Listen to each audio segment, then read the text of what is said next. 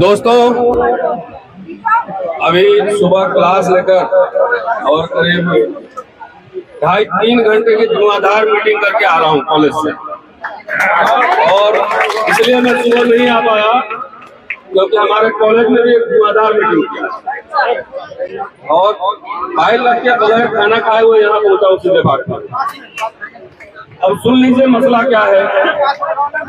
और ऋतु सिंह और रतन लाल कोई अपनी व्यक्तिगत लड़ाई मात्र नहीं लड़ रहे हैं। हम तो बहाना मात्र हैं। आपने देखा होगा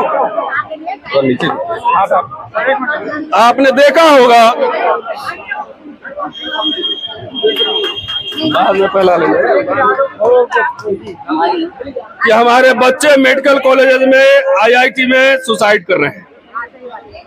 मेडिकल कॉलेजेस, आईआईटी और विश्वविद्यालय सिर्फ आपके बच्चों के लिए नहीं बल्कि आपके समाज के जो लोग मुखर आवाज हैं उसके लिए भी कब्रगाह बनाने की कोशिश विश्वविद्यालय कर रहा है। उसका उदाहरण जम्मू विश्वविद्यालय का प्रोफेसर चंद्रशेखर भी है। क्या हो रहा है? यहाँ तो हजारों लोग पढ़ाते हैं, लेकिन जो लोग चुपचाप रहते हैं, सत्ता के हाँ में हाँ मिलाते हैं, जो लोग, अरे मैडम जरा चुप हो जाइए 2 मिनट, उनके लिए तो कोई समस्या नहीं है। लेकिन जो लोग इस समाज के खिलाफ, जाति जो होती है उसके खिलाफ जो इंटेलेक्चुअल, जो प्रोफेसर आवाज उठाते हैं, उनको व्यक्तिगत कीमत चुकानी पड़ती है। कीमत चुकानी पड़ती है। इसलिए ऋतु सिंह की जो आवाज है, इनके साथ जो दमन हुआ, इनको नौकरी में निकाला गया, ये इनके लिए नहीं, ये चूंकि आपके लिए लड़ रही थी, आपके लिए आवाज उठा रही थी, तो ये व्यवस्था के लोग इनको जानबूझ के गलत केस में डालकर इनको कॉलेज से निकाल दिया। मैं बार बार कहता हूं कि इस विश्वविद्यालय में मनु व्यवस्था कायम हो गई है। मनु व्यवस्था कायम है। एक तरफ प्रिंसिपल चार्जशीटेड, एफआईआर चार्जशीटेड, और पूरा प्रशासन, भारत सरकार, विश्वविद्यालय प्रशासन, पुलिस प्रशासन, भारत सरकार, अमित शाह, यह सब इस प्रिंसिपल को बचा रहा है। लेकिन आज इतनी संख्या में आप लोग आए हैं, इससे समाज का हौसला बढ़ता है। अब लड़ाई सिर्फ नौकरी की नहीं है, लड़ाई छुट्टी की और प्रमोशन की नहीं है। अब लड़ाई तो यह है कि जब तक इस सरकार को नहीं उखाड़ेंगे तब तक ये लड़ाई जारी रहेगी। सरकार को उखाड़ना है। आज मैं इतना इंपॉर्टेंट रैली छोड़ के कॉलेज में क्यों था आप पूछेंगे? इसलिए था कि मैं 26 साल पढ़ा चुका। मेरे कॉलेज की प्रिंसिपल मेरे खिलाफ 2016 में महिला उत्पीड़न केस लगवाई थी। महिला उत्पीड़न केस, और कुछ नहीं मिलता है तो यही मिलता है। हमने कहा आ जाओ बहन जी, कमेटी फेस करते हैं।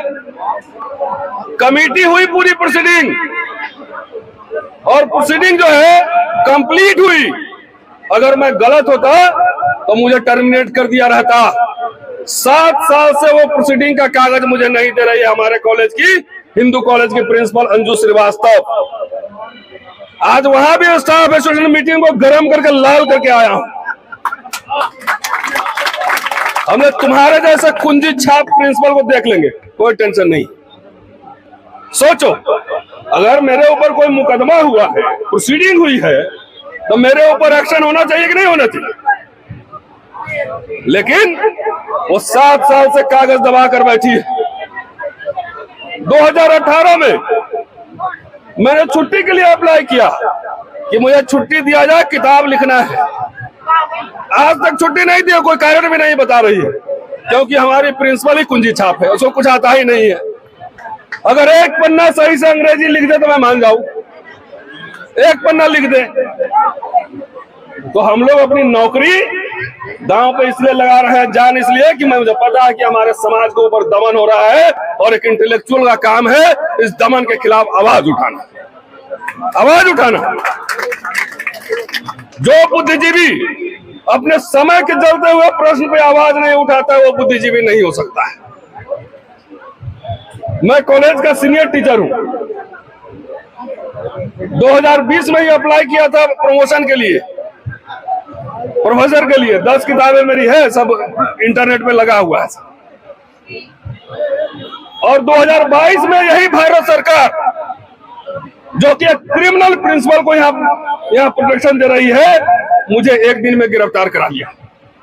मेरी गिरफ्तारी हुई मई 2022 में। अप्लाई कब किया था? 2000 में। 1.5 साल ये हमारे फॉर्म पर जो ना टॉम जेरी खेल रही थी, समझ गए? तब भी परवाह नहीं करते, परवाह नहीं।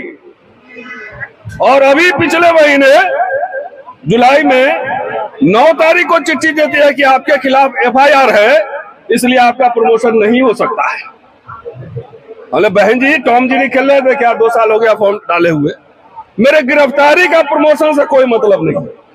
अगर FIR होना प्रमोशन के लिए रुकावट है तो सभी तरह कैसे बैठे हुए यहाँ पर, ये BC बताए। हमने कहा है कि इससे डरने होने वाला नहीं हूं, तुम्हारे रोके कुछ ना रुकने वाला है। और ये लड़ाई एक कॉलेज की नहीं है, एक इंडिविजुअल की नहीं है। इतना दमन करने की कोशिश करती है।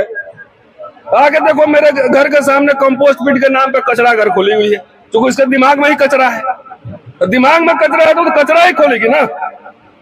और लगातार दमन की कोशिश 10 साल से चल रहा है, लेकिन मैं हारा लड़ते रहूंगा इससे। और ये मैं जानता हूं, एक बात मैं जानता हूं कि जब दलित कोई आंख में आंख मिला के जब बात करता है ना, मुंह रखने से बाबा लोगों को टेंशन हो जा रही है? बच्चा पानी पी लेता है तो टेंशन हो जाती है गणेश से। और यहाँ 2 प्रोफेसर तुम्हारे आंख में आंख मिलाकर रोज बात करते हैं कि नहीं करते हैं? तो तुम्हारे माथे में कितना टेंशन होती होगी वो भी मैं जानता हूँ, ज्यादा टेंशन होती है।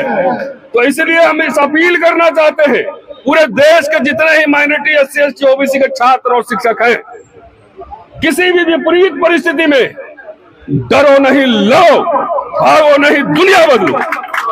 और मैं जानता हूं कि न्याय और संविधान हमारे पक्ष में है। देर हो सकती है, अंधेर नहीं। और ये लोग सरकार और विश्वविद्यालय और प्रिंसिपल, ये सब मनु को मानने वाले लोग हैं। इसलिए एक ही यूनिवर्सिटी में दौलत राम कॉलेज और मेरे कॉलेज में 500 मीटर का अंतर है सिर्फ, ठीक है जी। एक रेड लाइट से दूसरे रेड लाइट पे, अब दोनों जगह 2 कानून है। दिख रहा है कि नहीं दिख रहा है? दिख रहा है ना? तो इससे डरना नहीं है, समझौते नहीं करना है। मैंने आज कहा मीटिंग में कि मुझे समझौता करना होता तो प्रिंसिपल से क्यों समझौता करते? सीधे सरकार से जाकर नमस्ते जी हजूर कहते, हमको बहुत कुछ मिल जाता। लेकिन व्यक्तिगत लेकर क्या करूंगा मैं, जब हमारा समाज के लोग मारे जा रहे हैं, जब हमारे समाज के ऊपर दमन हो रहा है, तो उस समय लेके क्या करूंगा? मेरा भी दमन होगा। मैं जानता हूं, कई मंत्री को भी जानता हूं, IAS ऑफिसर को जानता हूं, IPS ऑफिसर को जानता हूं। सब डर के साए में जी रहा है। इस देश में यह हालत हो चुकी है। इसलिए आज आप लोगों ने जो ताकत दिखाया है, लगातार बदस्तूर जारी रहना चाहिए। और हर महीने एक बड़ी रैली, एक दिन हिंदू कॉलेज में चलना, इनवाइट करके ले चलूंगा। अब पहले बोल दो चाय नाश्ते का प्रबंध वही करें। इनसे डरना नहीं है किसी कीमत पर। और ये यहाँ से हम अपने बच्चों के बीच कॉन्फिडेंस का संचार करना चाह रहे हैं कि अगर इंसान हो, अगर जिंदा हो, तो तुम्हें जिंदा दिखना भी चाहिए। शुक्रिया, जय भीम।